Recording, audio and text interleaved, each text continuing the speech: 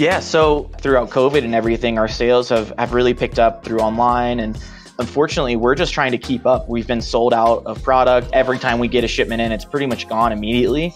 So expansion, we're trying to keep up. Just moved into a new 5,000 square foot warehouse. We're continuing to really push celebrity relationships. Expansion wise, really trying to get our name out there and work with these big brands in the cannabis industry.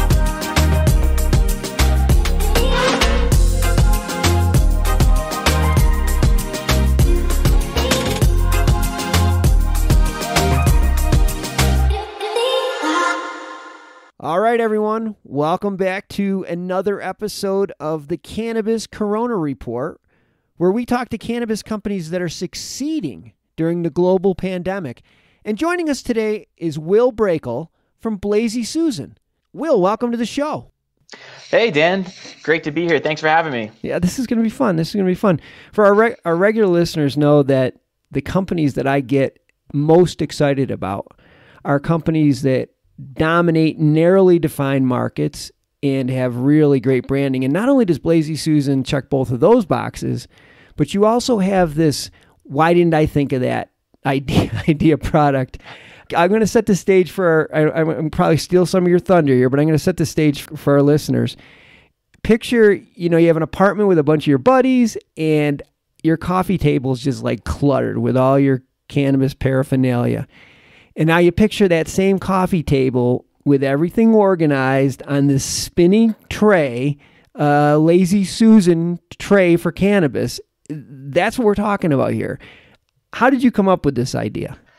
Yeah, so the Blazy Susan, it was almost like that exact same scenario, except there was no Blazy Susan. I moved to Denver, came from VMI, went to a military college, and there we had a rule book that was 70 pages thick of how our room had to look by picture, by drawer and everything. And so when I moved out to Denver for my first real job, basically I moved in with a bunch of stoners in the house I was in. So it was 4 guys. And the first time I walked in, I saw their coffee table and it was covered in stuff. Also things that I had never seen before, volcanoes and all these very cool smoking devices. So to me, it was kind of wow, they have everything that I, had looked at, I've heard about, but wow, it looks awful. I mean, it's a mess. And pretty much what happened was it was a high moment. And I think that's what's really cool about the whole brand, that it was set off by me as a consumer thinking, I need to clean this up. What if I had a Blazy Susan to clean it up? From there, it was something that had stuck with me for about 3 years. That's basically where the concept was born. And our whole brand kind of came about as, let's build this tray to put things on. Everyone's making new things. Everyone's coming up with the new vape, the new bong, the new whatever. And no one's coming out with anything to store it on. So let's just start with that. From there, we just kind of set on trucking. Yeah, well, I'd say, and you mentioned your branding. It's so tight. It is so tight. I mean, for our listeners, you got to go to the website, but it's kind of themed off that 1950s, the drive-through diners. Why do you think that resonates so well with your demographics?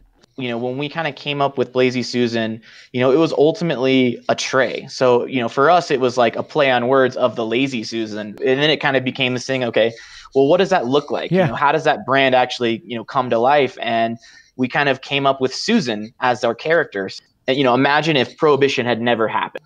That's kind of our take on Blazy Susan. It's almost like we created that brand of that era. If nothing had ever happened with cannabis, almost like the alternate future, of the retro cannabis things. It resonates with an older generation because they were there. And then the younger generation, it's kind of one of those things. It's people think of that and kind of relate to that as kind of a carefree time, after World War II. It was a good era for a lot of people. And that's kind of how we went with it. And that's kind of the vision behind it as well. We're trying to advance the industry and make fun stuff at the same time. So it's been a real blast. Well, the Blazy Susan and your branding definitely got you on the map, but your second product, they created essentially a category within a category by coming out with pink rolling paper. Tell us about it and tell us, sort of the inspiration behind it and some of the features of this rolling paper, because it's not your father's rolling paper. This is special. Right. Yeah. So really a lot of people know us now for our pink rolling papers.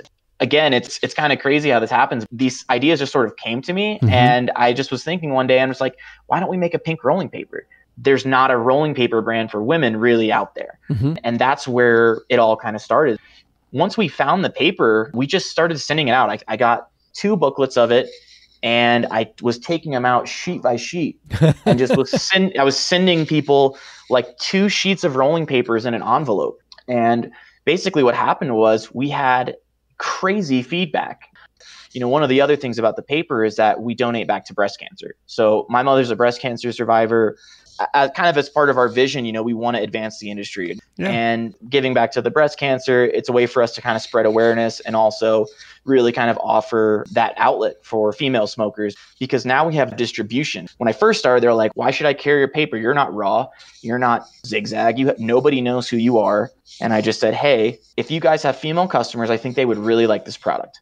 We've been really able to get into that multi-billion-dollar market of rolling papers. That's because it's one of those things that if people come and say, hey, we want a pink rolling paper, we own the SEO on it. Now we've kind of established ourselves in that niche, and it allows us to actually use those distributors and launch new products.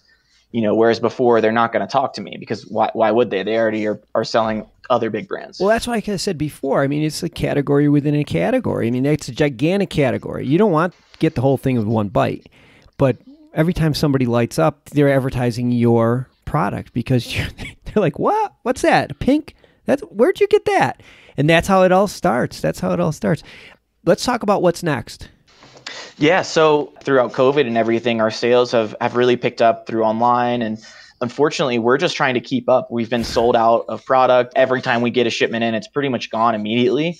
So expansion, we're trying to keep up. Just moved into a new 5,000 square foot warehouse. We're continuing to really push celebrity relationships. Expansion wise, really trying to get our name out there and work with these big brands in the cannabis industry, because we're friends with everyone, and basically we bring people together. So we're just trying to elevate the experience for everyone, and we work with. So looking at cross partnerships, expansion into other products, even potentially cannabis. So we're looking at being able to partner with a licensed grower here in Colorado. We started with a tray, but now we're going to build everything that goes on it and around it. That's been our business model kind of since day one. There's nothing I'm not afraid to do. We want to be the Nike, the Adidas in this space. Launching a cool purple rolling paper next to expand our shelf space. Those are all things that we're looking at. The sky's the limit. That's how we feel right now. It's good to have a sold out product, but at the same time, we have to really plan to maintain it. You talked about doing a crowdfunding early on, but for the most part, you guys have pretty much been bootstrapping it. Just like you said, you put a little bit of your own money in, and just to keep up with demand and make these changes that you need, it's going to cost a lot of money. Are you raising capital to help you with that? Yes. So currently we actually are finishing our second real round. We're going to be raising at a 1.875 valuation, and we've got about $50,000 left in our round. So basically there's a little bit of space left. We've been bootstrapping as much as we can. Ultimately I'm guarding my equity, and we're not giving away the farm, because each year we want our valuation to double, triple with what we're doing. Ultimately, that's our goal, and the public market's the best place for that in 2 or 3 years, and then that might be the move. We are raising investment capital, and I'm always open to chat with the right people. I mean, I think more than anything, we just need a good loan, and that's so funny, because since I sell rolling papers and I'm kind of on this gray market, cannabis banking institutions won't really mess with me because I'm not asking for enough money, but banks won't really mess with me because we've only been in business for 2 or 3 years now. Yeah. And these are hurdles that we're overcoming, with time. Ultimately, we have great margins on our product. We could grow our rolling paper business into several $1 million a year because of the margins we have. So we're priming that pump and trying to keep up with demand. And that's really kind of where we're at in our company. We have a warehouse, and now we need to fill it with product. And I need to sell that warehouse 4 or 5 times a year. And we're going to get to that 7-figure mark, no problem. So yeah, we're going to have all of your information in the show notes, and Blazy Susan's information in the show notes. So if somebody is, either interested in more information about maybe partnering up with these guys to license their Blazy Susan trays, or if you're maybe interested in talking to them more about investing or loaning them money, just check out the show notes or go to mjbulls.com and you'll have the information there. Will, a lot more to talk about. We'll have to do this again. Great having you on the show, though. Yeah, thank you, Dan. Really appreciate your time, man.